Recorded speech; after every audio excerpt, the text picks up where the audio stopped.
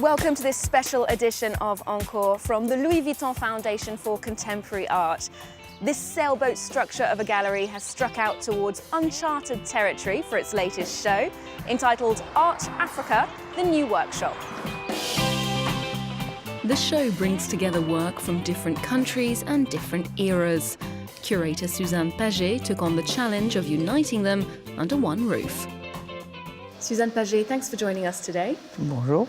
I'd like to start by asking you, you had access to a huge and very varied pool of work to put together this show. How do you go about selecting pieces to display? Nous avons d'une part notre collection personnelle. One part of the show is made up of a personal collection, a selection from the Louis Vuitton Foundation's African and Afro-American pieces of art. Et afro-américain. D'autre part, nous avons And then we focused on two specific collections. One is made up of contemporary work from South Africa, that's mainly very young artists from the 1980s. There are a few older artists too, who've become references. And then the third part is the Pigozzi collection. La collection Pigozzi elle-même. And we're looking at some of the collection of Jean Pigozzi. Can you tell us a little bit more about this collector? Il a la particularité. He shares one characteristic with all great collectors, and that's obsession. He's obsessed. Pigozzi had very specific criteria, and we can see that throughout this exhibition. Il voulait que ce soit un choix d'artistes noirs. He wanted to build a collection of black artists from sub-Saharan Africa who hadn't had the benefit of, or hadn't wanted to experience, a formal sort of training. D'un enseignement académique. For him, that was an extremely positive thing, because it provided them with a means of expression that was completely free and spontaneous. And he really wanted to pay tribute to that culture. He wanted to honor this wisdom, which is both traditional and sophisticated, including from a technical point of view. Jean Pigozzi became interested in African art in the 1980s.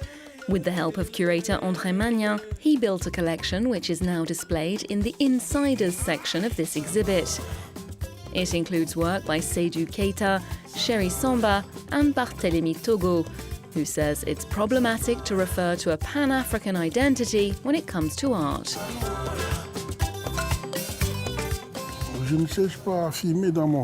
I'm not trying to affirm my Africanness in my work. I'm trying to be myself, to be someone who travels, who moves around, and who's inspired by what happens around me. The real problem is getting visibility where it matters, not being visible simply within a ghetto, as part of a group of only African artists. That doesn't give our work the credibility it deserves. I'm Cameroonian. I'm not just African. And today I think the most important thing is a mixture of cultures. The world is becoming globalized, and Western galleries need to accept artists from the African continent in their spaces, because there aren't that many of them featured in prestigious galleries.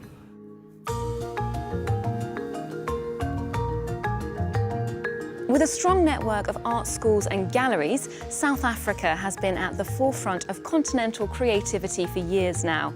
Athi-Patra Ruga is part of a generation whose work has sparked great interest outside of the country. We followed him from his studio in Cape Town to the installation of his work here in Paris.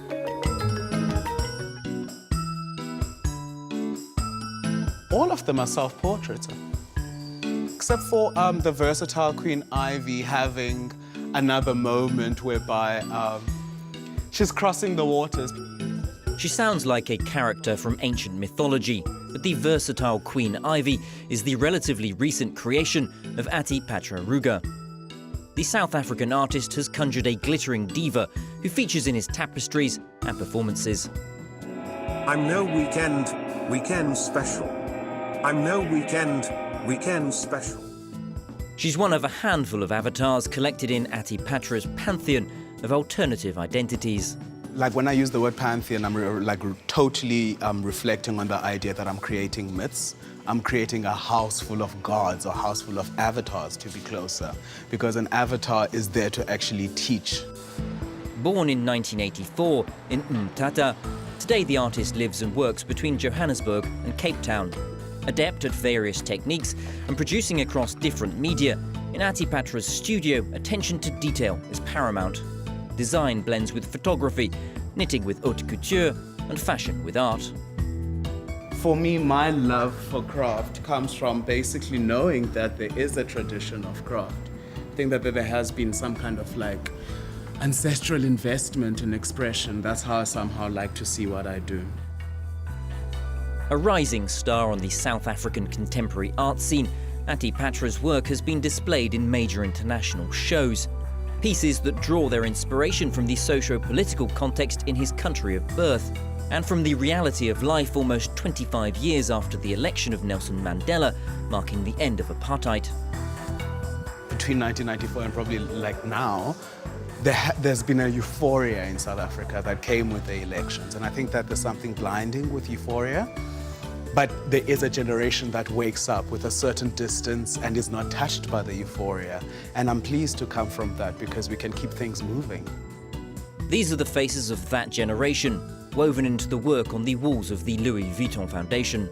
Literally sitting and doing a tapestry, sitting and weaving a fate. You cut a thread, you work with the thread as if it is a storyline or even someone's lifeline. As well as a collection of prestigious objects, this new workshop is also a live space where art's being made in situ. Kemang Lehulere has created this ephemeral, site-specific installation for the show.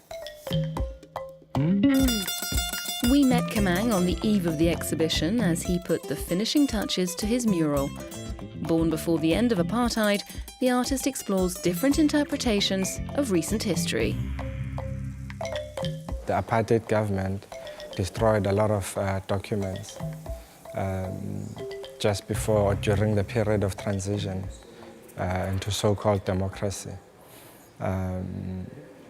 So it speaks to that also, while it speaks to the idea of memory and history as well, that it's something that is constantly being written and rewritten.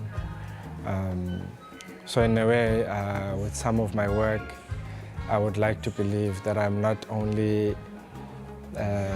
writing history, but I'm rewriting it as well, or unmaking it, so to speak. Politics is a running theme in this part of the exhibition, subtitled Being There, showcasing the new generation of South African artists. This is an ANC kanga. Whenever there's a rally, they give them to their followers. Lawrence Lemaoana has deployed traditional textiles, kangas, to create work that tackles a very modern social context. So this project actually began a few years ago with the president of our country who was being accused of rape, and he used the narrative of the kangas as license to have sex with a woman. And for me, the kanga kind of changed in terms of its meaning.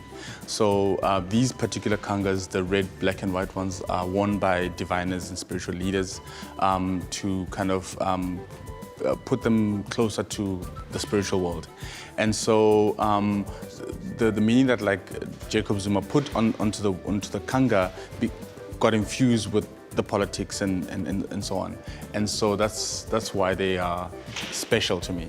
The politics of race, the politics of space, the politics of everything actually kind of conflate and tell a very woven narrative of South Africa.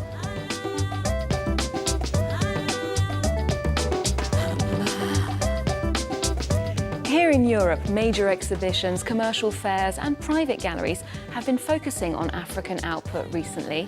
And it's not just a cultural pastime for visitors to these shows, it's become a very healthy market for those buying and selling art. We take a look at why business is booming. 1989, the Magicians of the Earth exhibition at the Paris Pompidou Center, a turning point in the history of contemporary African art, but also in the life of André Magnan, the show's young deputy curator.